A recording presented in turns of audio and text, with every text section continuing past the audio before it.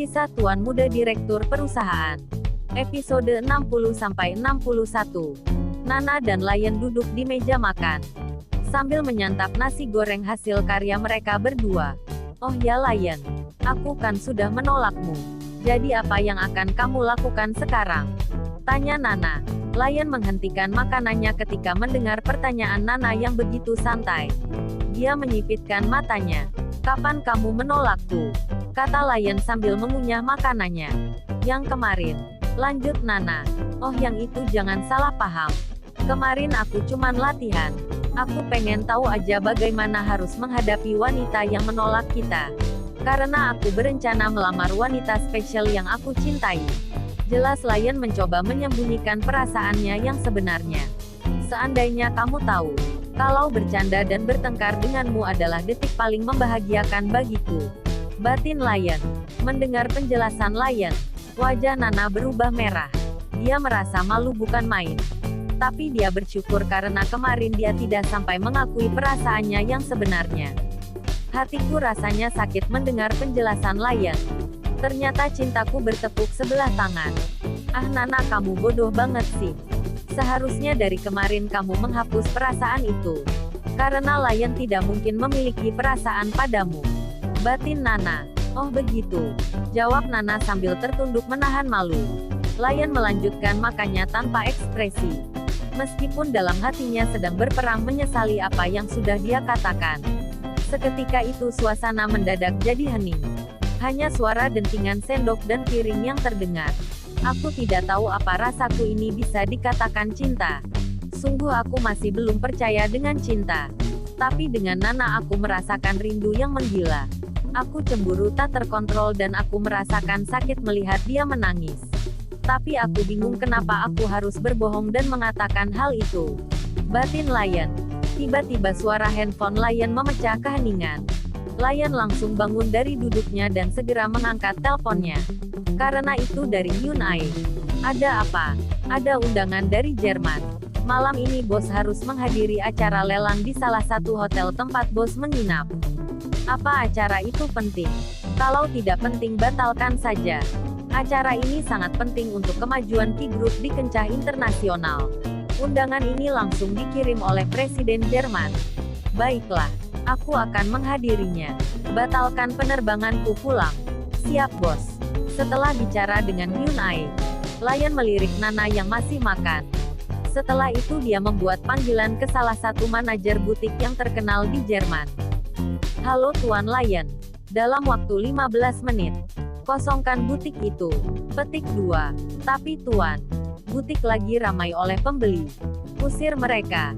Jika tidak, butik itu akan aku gusur detik ini juga.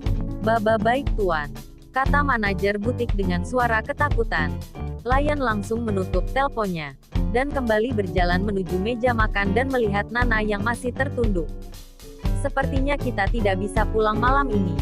Ucap Lion dengan menyesal. Nana terkejut. Dia mendongak menatap Lion dengan ekspresi yang rumit. Kenapa tidak bisa? Malam ini ada acara lelang untuk amal. Yang dihadiri oleh seluruh pembisnis ternama dari berbagai negara. Dan hanya aku tamu dari luar yang diundang secara eksklusif oleh Pak Presiden. Jadi aku harus hadir. Jelas Lion. Nana tampak berpikir. Ini kesempatan emas buatnya untuk bisa meliput secara langsung kegiatan yang sangat bergengsi ini. Apalagi bosnya sangat menginginkan berita terbaru tentang CEO Ki Group. Apakah Dewi Fortuna sedang berpihak padanya? Oke, aku setuju. Kata Nana dengan kegirangan. Aku tidak akan mengajakmu datang bersamaku. Kata Lion tanpa ekspresi. Nana langsung cemberut mendengar perkataan Lion. Padahal tadinya dia sudah kepedean. Tapi sekarang Lion membuatnya kecewa. Lion menarik tangan Nana. Ikut aku sekarang juga. Nana tercengang dan melepas tangan Lion. Kemana? Nanti kamu juga tahu. Kata Lion sambil menarik tangan Nana keluar dari kamar hotel. Mendengar ucapan Lion, Nana mengikhlaskan dirinya untuk ditarik-tarik oleh Lion tanpa mengatakan apapun. Karena dia sudah mulai terbiasa dengan cara Lion memperlakukannya. Selain itu dia masih berniat untuk mengenal Lion lebih dalam. Dan melupakan apa yang pernah Lion lakukan padanya. Sesaat kemudian, Lion dan Nana meninggalkan hotel. Di dalam mobil terjadi keheningan.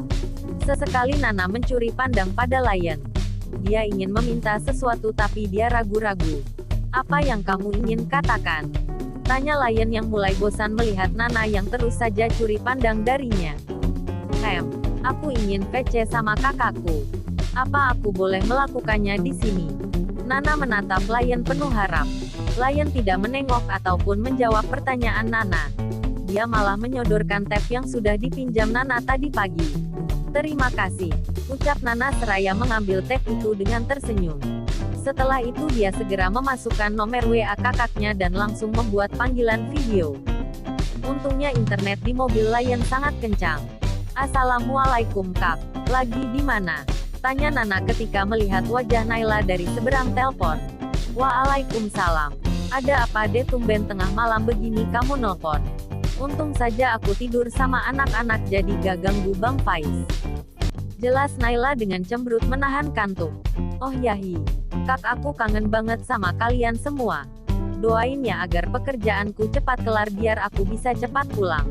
Loh, ngapain pulang deh? Bukankah kamu akan jadi istri orang Korea? Oh iya, kamu kenapa tidak jadi kirimin kakak fotonya Kim Lion yang kata mama dia itu gantengnya kebangetan. Mendengar perkataan Naila, ada senyum di sudut bibir Lion. Tapi dia tetap mempertahankan ekspresinya seolah dia tidak peduli dengan pembicaraan Nana dan Naila. Nana langsung meminta Naila diam dengan menempelkan jari telunjuk di bibirnya. Nana melirik Lion yang ada di samping dengan ekspresi jelek. Karena merasa tidak enak dengan apa yang dikatakan Naila. Secara dia tahu kalau Lion bisa berbahasa Indonesia dengan baik. Haha, mama pasti sedang bermimpi. Secara Kim Lion itu nampak biasa aja kalau menurutku. Karena kamu buta saja, makanya kamu tidak bisa membedakan mana orang ganteng dan yang tidak. Sahut Lion menengahi pembicaraan Nana dan Naila. Dep, tadi suara siapa? Dan apa kamu sedang ada di dalam mobil? Ah iya, aku lagi di jalan. Tadi suara supir taksi yang cukup bawel. Dia juga bisa bahasa Indonesia. Mendengar itu Lion langsung menatap Nana dengan sinis. Nana bergidik ngeri melihat tatapan Lion. Just kidding. Tatapan tajam Lion dibalas dengan cengiran dari Nana yang bercampur rasa ngeri. Lion langsung kembali fokus menyetir setelah melihat ekspresi Nana yang lucu dan menggemaskan. Oh ya kak, si kutu buku apa kabarnya? Kenapa handphonenya tidak pernah aktif? Aku kangen banget sama dia. Bisa sambungin gak? Mendengar pertanyaan Nana, Naila mengangguk dan langsung membuat panggilan video ke Kiano. Yang kebetulan masih belajar. Kiano adalah adik laki-laki satu-satunya yang dikenal tidak banyak bicara. Dan memiliki IQ tinggi sehingga dari SD sampai SMA-nya dia selalu mendapat beasiswa. Dek, Mbak Nana mau ngomong nih sama kamu. Kiano langsung bergabung dengan obrolan kedua kakak perempuannya. Setelah wajahnya terlihat jelas, Nana langsung kegirangan. Meski ekspresi Kiano tampak biasa saja, tapi sebenarnya dia kangen melihat wajah manis Nana yang sudah beberapa bulan tidak dia lihat. Lagi apa kutu buku? Tanya Nana dengan antusias ketika melihat adik lelaki kesayangannya itu lagi ngerjain tugas. Tumben nyari Kiano. Ada apa? Jawab Kiano dengan malas. Karena dia paling tidak senang diganggu saat sedang membuat tugas. Kok jawabnya ketus begitu? Iya deh Mbak, minta maaf telah ganggu. Oh iya, kenapa handphonemu tidak pernah aktif? Rusak. Kalau rusak kenapa enggak bilang Mbak? Kan Mbak bisa beliin. Kiano bisa beli lagi dengan uang sendiri. Jadi Mbak tidak perlu repot. Lagian Kiano lagi fokus dengan semesteran makanya belum mau ngurusin handphone. Terus sekarang bisa VC itu artinya handphonemu sudah tidak rusak lagi kan? Iya. Lion yang sedari tadi diam tiba-tiba menghentikan mobilnya. Kita sudah sampai. Ucap Lion. Oh kita sudah sampai ya? Ya udah aku pamitan dulu sama adikku. Kata Nana. Setelah itu dia kembali melihat Kiano yang nampak serius.